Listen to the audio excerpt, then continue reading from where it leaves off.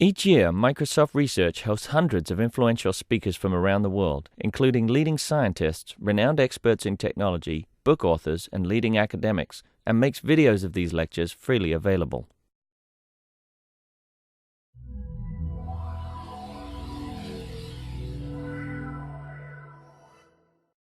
I'm Michael Wellings. I'm Director of Engineering for Research Channel, also Director of Engineering at the University of Washington for the Streaming Media, Video, and TV Technologies Group, and Director of Engineering for KEXP-FM.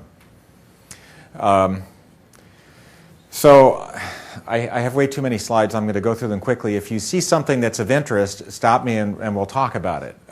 There's some stuff in here that is sort of way out there, which might be of interest as background information on video, high-definition video, and those sorts of things.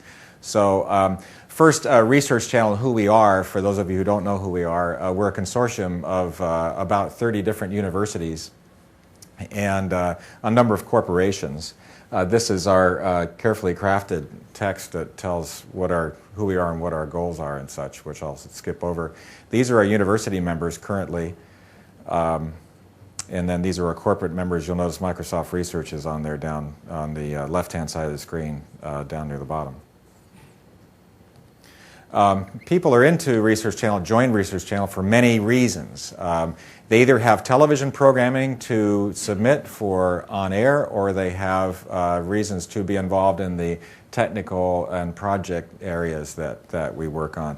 Distribution is what we do for video. We run a cable and television, cable satellite delivered television channel. We reach about 22 million homes nationwide. We also reach a number of folks around the world over the net. Our satellite signal is available on the network at about 3.5 megabits per second, MPEG-2. We have a large video on demand library, I think about 3,000 hours of video at this point. We also work on technology initiatives. One of the main reasons we do this as a University of Washington mandate is to push network technology. So we're about using high-speed networks and showing people what you can do with a high-speed network and stress testing high-speed networks. We also, as Research Channel, are interested in new methods of media distribution and scientific collaboration. So we pull together folks both in networking, video broadcast, video production, post-production, and those sorts of groups to do all this stuff. Things that we've done, we did the first HD TV video over the net. That was in 1999 between Stanford and University of Washington. At the time, the Internet 2 link was 622 megabits per second, and we used 270 megabits of that to do that demonstration. We also have a digital asset management system called Digital Well. We do automated multi-format encoding as part of our broadcast workflow at the station, webcasting in multiple bit rates, streaming to handheld devices, and we also run a large working group at Internet 2. I think it's 430 members or something at this point. It's a lot of people. As projects, we have been working with Microsoft Research to get some global nodes installed. Jim, can you quickly tell me where those are? Let me look here real quick. This is a project to test Conference XP between computational research facilities around the Pacific Rim. So we created a venue at the Pacific Northwest Gigapop with an archive service. And right now the participants are the University of Washington, USC, Red University Nacional in Chile, National Center for High Performance Computing in Taiwan, Center for Modeling and Simulation in India, University of Hyderabad, Thailand, the Thai National Grid Project, and then China, the Chinese Academy of Sciences. Thanks. Pacific Northwest Gigapop and Research Channel have venue servers up in the 4.0 release of Conference XP. I invite you to use those. We also are experimenting with HD codecs with respect to Conference XP. We'll be doing a demonstration at the Internet 2 Fall Member Meeting, sort of a codec shootout, and a description of HD workflow will follow. I'm working on a white paper that I'm supposed to have done by the APAN meeting in Manila in January. And the idea on the Conference XP side is to try and plug VC1 into Conference XP. We've built a room, a really cool room. This is a preliminary photo of it before the wiring was all cleaned up. This is a room over in the undergraduate library on campus.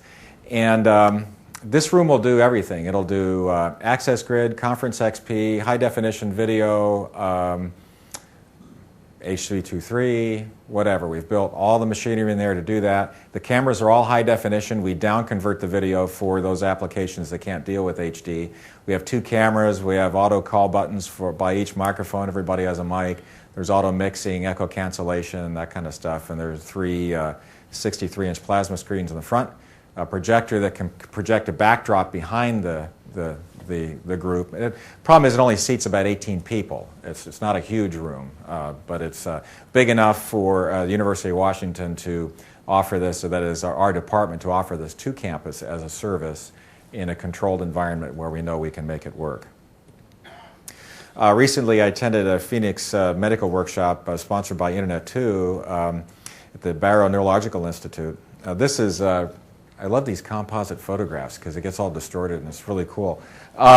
This is interesting because it's a room they built for immersive medical stuff. The only cool thing I think about it, two cool things. One is they have zone microphones pointed at various parts of the room, and the sound system can figure out where the sound's coming from and make sure it gets mixed so that when you're seeing somebody talk, the audio is coming from where that person appears to be.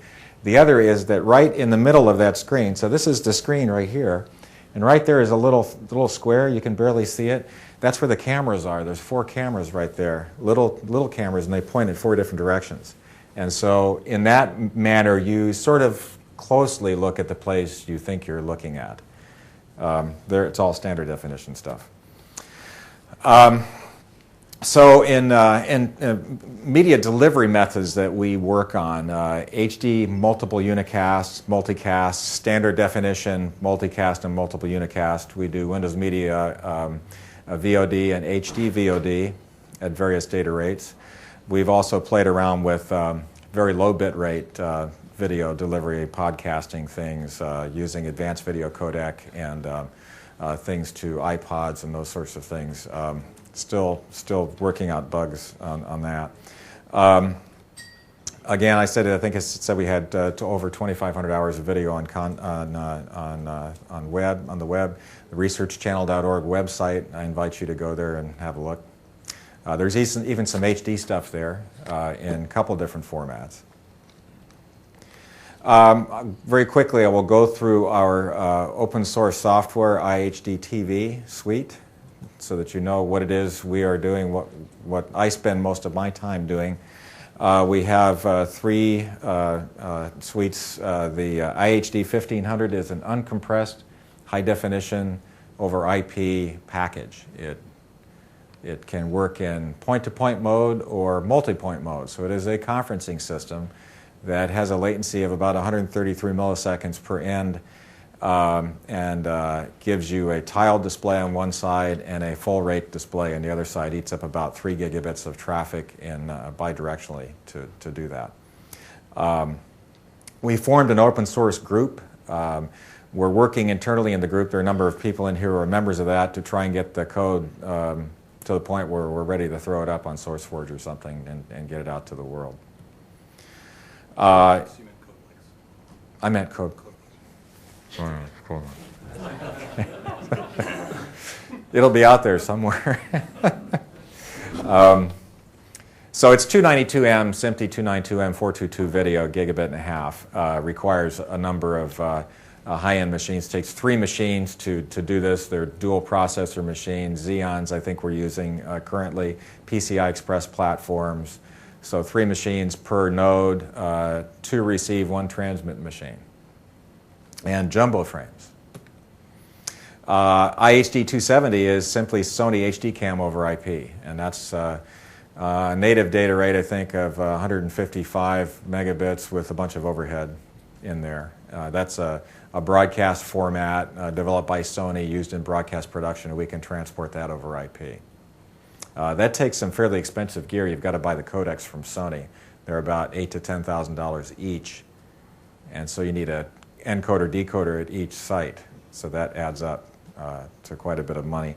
I've tried to get Sony to give us their codec and software to play with. Haven't had much success with that. They really don't give anything away. I don't know. Recent demonstrations, this isn't so recent anymore, but September 05, we were at iGrid. We did 2 projects. That was the first time we did the global N-way uncompressed conferencing system, what we call IHD 1500. We also did a oceanographic mission from off the shores of state of Washington, first ever live HD video from the seafloor to viewers on land. And we multicast that on the net in HD in a bunch of different formats. At SC in Seattle last year, we ran the conferencing system again, and we did some collaborative editing over the link using Storage Resource Broker. This is a very simplified diagram of the network that we use to do the N-way uncompressed thing at iGrid. These were the participants in that project. We had video coming from all these guys. That was the gear involved.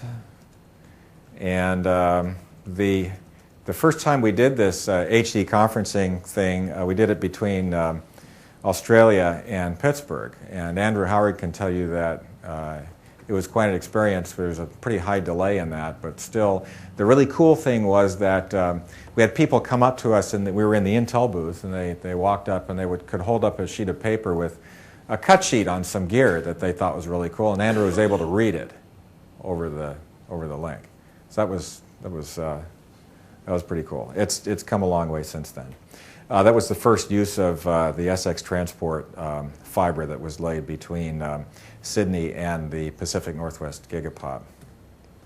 Network diagram, video gear used. Let's see, I'll skip over this stuff. Software architecture.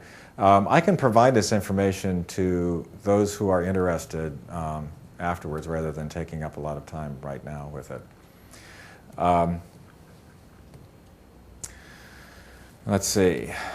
We went over that. This is the latency. There's a lot of latency, and all the different systems have their own various delays. We haven't really measured the delay through the VC1 encoder I'm going to tell you about. We did, for comparison's sake, build up a chart of latency so that we could describe to people what the experience was like when you were either using a Polycom system, DV system, or the HD application. We can currently do all this in software with the IHD software. Tile generation, audio mixing, mix minus. Mix minus is taking your audio out of your own audio so you don't get echoing. One of my philosophies about audio is if you use the right kind of microphone and you place it properly, you don't really need echo canceling. So part of this is good. Echo canceling was invented for people who don't know how to set up audio systems. If you set up an audio system properly, you can get away with not doing any of that and actually have pretty decent audio quality. Open source, I mentioned. We're doing these formats of HD video. MPEG-2, main profile, high level. That's the current broadcast format for those of you who see HD on Comcast cable, those sorts of things. That's what they're using. HBO is about 13 megabits per second on Comcast, as is Showtime. VC1 is a SMPTE standard, sort of kicked off by Microsoft, but about 15 different companies have contributed to that specification. H.264, also known as the Advanced Video Codec, very similar to VC1. And HDV, a lot of HDV cameras floating around, that's just MPEG-2 at a fixed bit rate of 25 megabits per second for 1080 video. So VC1, heard Todd talking about that. It's SMPTE 421M. It's a discrete cosine transform-based codec, similar to MPEG-4. Supports direct interlaced input. You don't have to make it progressive first. It'll handle interlaced on the way in. You can tell it to make it progressive on the way out. So that's sort of cool. This is the accepted standard for HDV and Blu-ray discs. So when you buy those things this Christmas, that's what it is. It's VC1. So we have this hardware encoding board. It's made by Inlet Corporation. It has 8 processors on it, and it will do a real-time VC1 encode. It's really fast. I only just got it working this last week. We had a faulty board from the company. It took us a while to debug it. Irene spent a bunch of time doing that and narrowed it down to the board being at fault. We just swapped that out, and we're shipping it on Monday to the SuperCompeting conference, and we're going to do a live VC1 encode of what's going on the show floor and multicast it out and let people watch it. That'll be at about 8 megabits per second. VC1 extends in that profile can extend up to 20 megabits per second, but we're going to keep the bit rate down a little bit. Later on we'll benchmark it and we'll see at different bit rates what the delay through the hardware is. So I was really hoping to be further along on this thing than we are, but that's the way it is. If you want to read the SMPTE spec for VC1, you can go to SMPTE.org and you'll have to pay them $300. Yeah. Question: if we want to watch the multicast, does VLC render it? No. Yes. No. you should use Windows Media. You should use Windows Media Player 10 to watch. Yeah. Yeah. And it's a very demanding decode application. When I did 720p Windows Media, we did that in software, and it took a pretty decent laptop to decode that. It takes like a dual-core machine to watch this stuff. So I have a clip I'm going to play you of a VC1 clip here. Whoops, what was that? Oh, these are my opinions. You don't need those. Basically about it, I gave a part of this talk at NAB, and yeah. So data rates, somebody mentioned data rates earlier, so I thought I'd just throw this up there so you can see all in one pile. It's actually pretty complicated because, again, it depends on the resolution coming in, and a lot of these compression formats have various profiles and levels. So while I've given you just a snapshot of a little bit of this thing, and this is this white paper I'm writing, I'm going to try and describe this so that it's understandable. It's just really, really hard.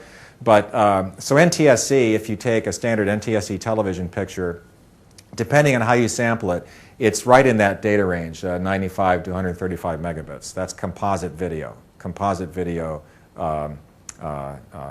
digitizing, uncompressed. DV is 30 megabits per second. It's a standard chipset. It's in even the cheapest of DV cameras.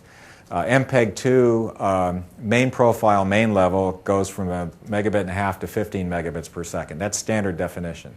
HD can go up to 100 megabits per second, MPEG-2. So HDV was fixed at 25 for 1080 and at about 19 for 720p. VC1, again, multiple profiles, multiple levels. There's an advanced profile for production, which gets up 100 megabits per second or something like that. Sony formats, HD cam, I think I said 155 megabits, including overhead, which is 270. XD HD cam, it's a new format that records on Blu-ray discs in the camera. Those cameras are about $25,000 or something like that from Sony. They record at about between 30 and 60 megabits, depending on whether you have a single or dual layer Blu-ray disc in that machine. HD Cam SR is their next level up. It's above HD Cam in quality. That's 400 megabits per second, and that's MPEG-2. That will extend up to 800 megabits for 444 recording, digital cinema. And SMPTE 292M, which is what our HD application uses, that is 1.5 gigabits per second. These are some services we have on the web, advanced media delivery services. We have live HD video on the net, a 1080i version live video of Mount Rainier when it's out and clouds when it's not. Also, Windows Media feed of the same thing, which has been cross-converted to 720p because we're doing that in software. We have some VOD clips available on our website in WMV HD, not VC1, but we're going to replace those with VC1 clips soon. Let's see here. This is just a plug for Research Channel. We were nominated for an Emmy Award for the Visions 05 show, which was the oceanographic mission. That video is available on the web. We didn't win the Emmy, but we're up for the National Technical Emmy Award, and which will be announced at CES this year, and I have no idea whether we'll win it or not. SuperCompeting in Tampa, which is in a week and a half. We shipped a couple thousand pounds of equipment down there, and it's a big effort for us. Irene, Jim, me, Mike Smith, we're all going down there, and it's going to be a ton of work. We'll do a conference XP session from the show floor on a fast machine, so we're hoping that we'll send that information out to folks and people can join that session. We'll do it in probably the Pacific Northwest Gigapop venue server. We'll also stream VC1 from the show floor, and then we'll be doing our iHD application as well. And we're going to do a live band in the UW TV studios in HD from Seattle to SuperCompeting the first night during the press tour. Codec shootout at the Internet 2 fall member meeting. This will show in high definition differences between the various codecs. So we'll do a difference mask of the video. So we bought the Simply Standard Mini Movie, and we're running this through these codecs. We'll go in the codec and out, and then we'll take the original video and we'll subtract the resulting video from it and show what fell on the floor when you ran it through this. And that's a challenge to produce that. That'll be stored in uncompressed format on our Apple Xsan. And then we'll feed that over our Windows machines to Internet 2, and then we'll play that back, and then you'll be able to see that. And let's see, that's John Delaney, and here's for more information. And if I have time, I can play you a VC1 clip. Can you go back one slide? Yeah, that slide. I just want to tell people, if you really want to see cool video on demand, the clips they've got from this Visions 05 is incredible.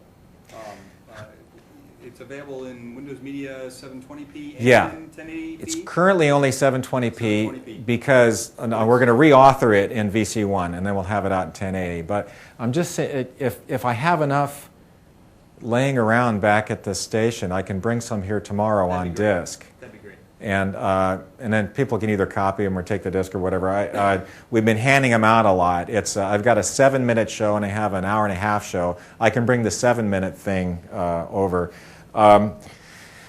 Delaney is in the final running for a $150 million NSF grant to document the Neptune project, and it involves a bunch of our effort in getting live HD stored, archived in digital WAV, playable by other researchers around the world, and some live television shows showing this project. It's a pretty cool thing. So I'm going to bail out of this. So is there time to show a really quick thing or video? Okay. We have a 30-minute break later in the afternoon. Okay, this is just a movie trailer. So it's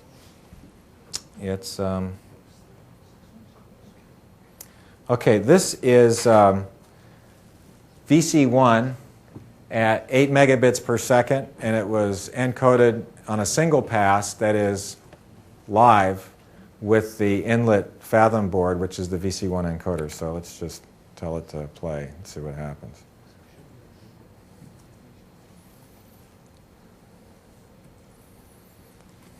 Oh, I might want to unmute the audio.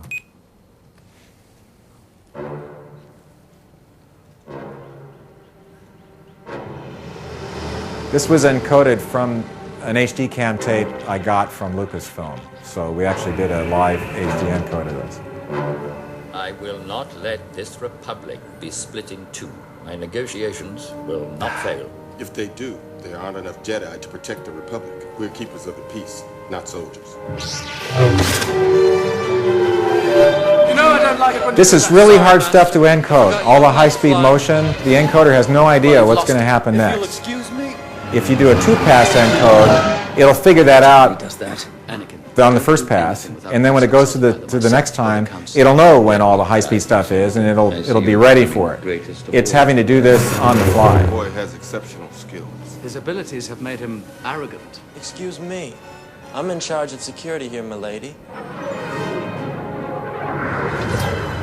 They are using a bounty hunter named Jango Fett to create a clone army. Wait. But we must stop them before they're ready. Your clones are very impressive. Your clones are very impressive. Blast, that's why I hate flying. This is a crisis.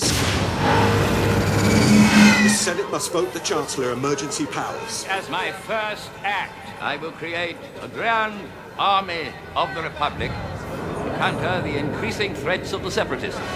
Hasn't been a full-scale war since the formation of So the this is Republic. Blu-ray quality, or HDV Must join quality. me, That's what Obi-Wan. you're watching. And together we'll destroy the Sith. The dark side clouds everything. In grave danger. I believe with both the Xbox and the PSP, you can get a cheap Blu-ray player by buying one of them, or HDV player, depending on which machine you buy. So Sony would be the Blu-ray, and the Xbox would be the HDV.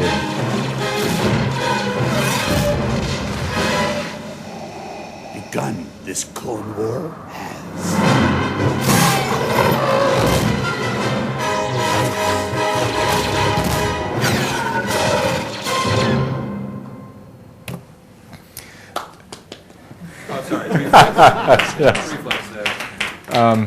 That this video holds up really well, even blown up to a large screen, and for consumer use, this is great. For conferencing, you can see if you could actually input VC1 into Conference XP, the experience would be a whole lot different, and maybe a lot more interesting. It's very comparable to 20 megabit MPEG-2 quality, so it's I would call it at 8 megabits or maybe even probably 10 megabits broadcast quality high definition video. Anyway, that's the bit rate. I believe 8 megabits is the bit rate for home content that's coming out in whenever it's coming out soon, Christmas time, I think. That's it. Thank you. Yes.